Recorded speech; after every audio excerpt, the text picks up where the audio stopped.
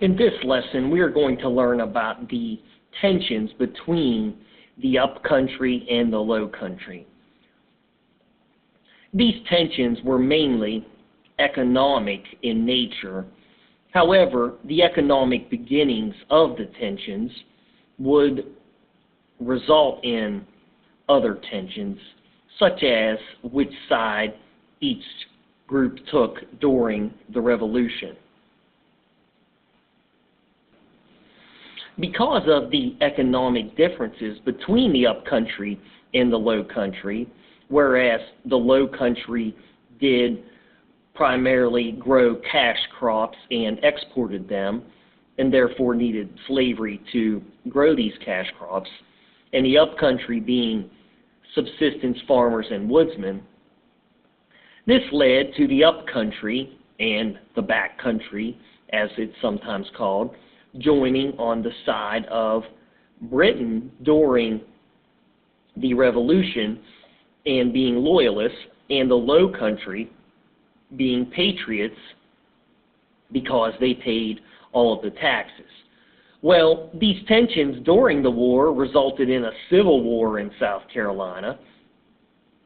After the war, these tensions that had begun before continued and in many cases were worsened by the war due to the loyalists and patriots in violent conflict with each other. Before we begin the note-taking portion, let's review the upcountry, which is primarily this area. Now, the backcountry could also be is more similar to the upcountry than is the low country. And of course, the low country being this area here surrounding Charleston.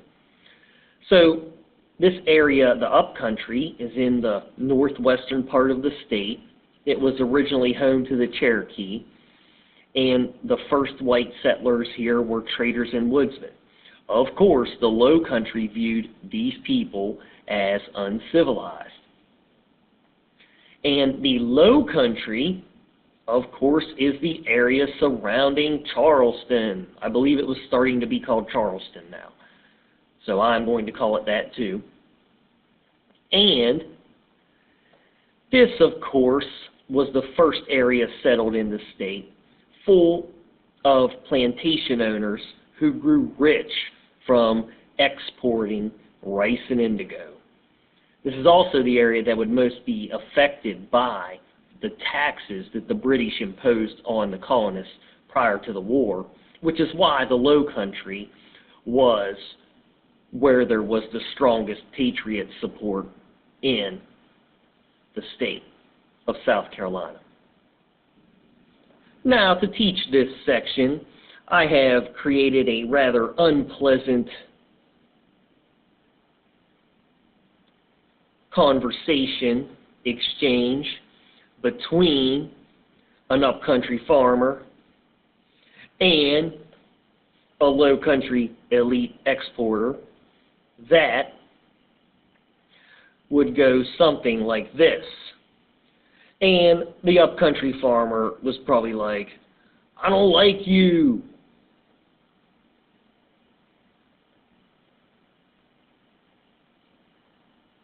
You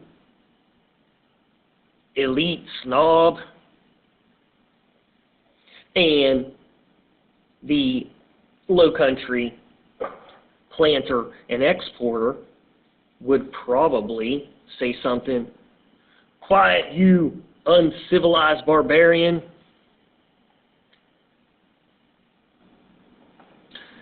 So, once again, this is the exporting part of the state, and they already got on the bad side of the upcountry and backcountry because of their opinion that the backcountry is uncivilized. And the exchange to "I don't like you, you patriot snob," might be you uncivilized loyalist barbarian would probably be the exchange from the low country. then the upcountry would continue to list the things that were points of disagreement between them. And one of the things the upcountry might say is, you don't give us hardly any representation. Now, even though the low country planters did control the South Carolina General Assembly, which would have been the General Committee of 99 during the war, and all the delegates were from the low country to the Provincial Congress, they had a very justifiable reason to them for controlling this. And they feared giving the upcountry any representation in the government in Charleston, because they feared that because the upcountry had very few slaves, that they would not support slavery issues that were brought up at the General Assembly. Now, this was not the only point of disagreement between the upcountry and low country. Another was the location of the capital itself. And one of the reasons the upcountry farmers and woodsmen were mad at the low country was because they had to travel so far to get to the capital for any legal business. And the capital was in Charleston, and if you lived up here, that's a week-long journey to get there. So two big points of disagreement that the upcountry had against the low country were that the low country had disproportionate representation. You know, the General Committee of 99 and the General Assembly was lopsidedly in favor of the low country elite, and the location of the capital itself, which would be very close for the planters and exporters being in Charleston, but so far for the upcountry farmers if they had to get there. So, once again, let's continue and learn about the economic differences of the low country versus the upcountry. The upcountry being in this part of the state, which was primarily subsistence farmers,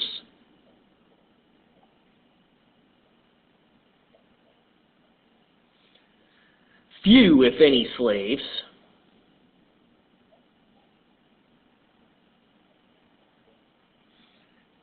but there was actually more people, as has been said before.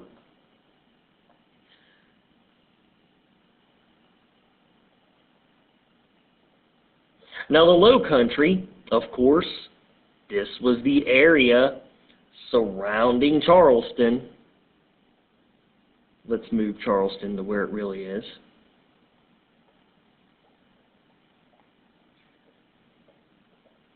And, as you might say, a high percentage of you know, that's called the low country. This was the area with many slaves.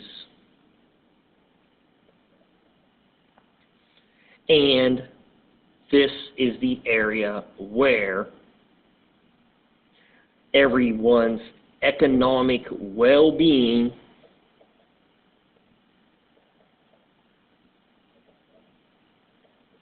and social status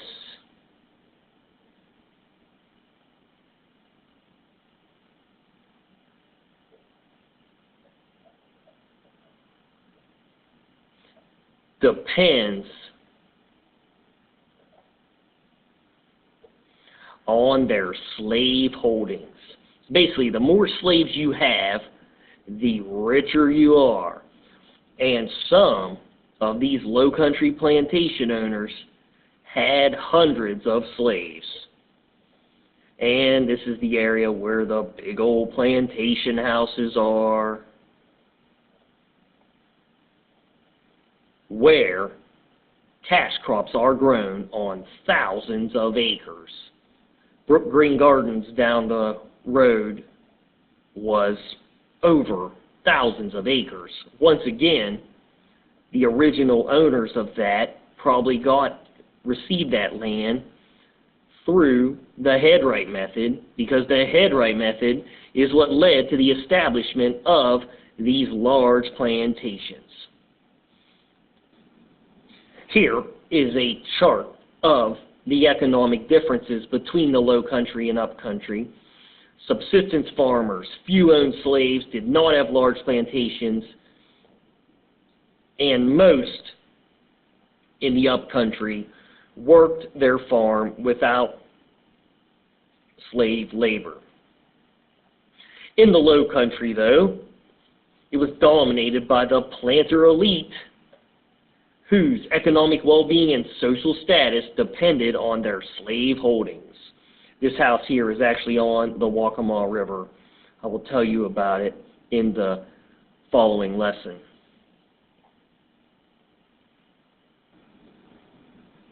Despite all the disagreements that the upcountry and low country had, they were both suffering because of the Revolutionary War. The farmers in the upcountry were suffering because if this farmer lives right here, he might have been near the Battle of Cowpens, and his farm may have been destroyed by that fighting. Also, the Tories and Loyalists that were going through the country were burning the farms and houses. In retaliation, patriots were sometimes burning the farms of those who were loyalists. So there's all kinds of reasons why there was property destruction, and most of the people in the upcountry and backcountry were suffering some kind of loss from this property destruction. So the farmers were suffering because the war ravaged his farm, his house, and his livestock, and the British may have commandeered, or pretty much just said, we're taking it, his goods. They may have promised to pay it back, but probably never happened. Now, the low country, in many cases, were also suffering for the same reasons, except the low country had additional reasons why they were suffering. And one of the reasons was when the colonies ceased to be part of the British Empire, they lose a few things. There were no more subsidies for goods. The British used to pay the colonies subsidies or extra payments to grow crops, especially like indigo, rice, sometimes naval stores for a while. Well, they no longer offered such subsidies after the Revolution. And also, the low country planters, they always had a protected market. There was always somewhere to sell their goods for a pretty much standardized price. Now remember, the economic system of the day was mercantilism. And the point of mercantilism was to export more than you import. Well, when the colonies ceased to be part of the British Empire, they were outside of that mercantilistic circle, which means Britain didn't want to trade with them. Britain wants to export, but not import. No imports are supposed to come in. So this hurts the exporters in the colonies because Britain is no longer a market with which they can trade goods. Britain will look for other sources of rice and indigo in their other colonies. Now, another reason so that the people in the in the colonies were suffering. Besides, no more subsidies, no more protected markets, war destroyed their homes, farm, livestock, their goods were taking, it was called commandeer, was because of the Treaty of Paris. The Treaty of Paris, which ended the war, had some stipulations that would be bad for the colonists, and one of those was that anyone who owed money to a bank or a creditor in England, they had to pay that back. So just because the U.S. won the war, one of the stipulations of the Treaty of Paris, once again negotiated by who? Yes, Henry Lawrence from South Carolina, was to pay back those creditors in England. Now, another reason was the U.S. government and the state government also commandeered things. And even though they had every intention of paying back those who they commandeered it from, the U.S. government simply did not have the money to pay them back. On top of all these problems, at least 5 or 6 in number, was crops grew poorly around this time, and there were poor crop yields, which may be a result of the revolutionary fighting, the destruction to the battlefields, but it could also be because of something totally unrelated. So, to repeat what was just said, both the low country and up country, both the elite and the poor farmers, suffered economically as a result of the war. During the American Revolution, I forgot this part, slaves, livestock, and goods were taken by the British. Once the war ended, the economy was slow to improve. The Low Country suffered because of the mercantilistic policies of Great Britain, which was turned against them. Subsidies offered by Great Britain were taken away. Protected trade markets, while South Carolina was a colony, were now turned against them as part of an independent U.S. In addition, planters and others owed money to creditors in England, which was part of the Treaty of Paris that those who owe money in England are supposed to pay it back. Also was the commandeering of goods, where the U.S. government and state government commandeered goods, but they could not pay people back for them once the war ended. The British also commandeered goods, but had no interest in taking them back. You may see this commandeering if you're watching a show about police officers, because every once in a while, a police officer who's in pursuit of a criminal will commandeer the vehicle of a citizen so they can chase after that person. And the government can do that whenever they want. There was also poor crop yields and harvesting, and these economic problems would persist until the early 1800s when cotton becomes a cash crop. So, as was said, there were a large number of economic differences between the upcountry and low country, which caused a general poor feeling between the two. In addition, the low country thought they were better than the upcountry and called the upcountry uncivilized.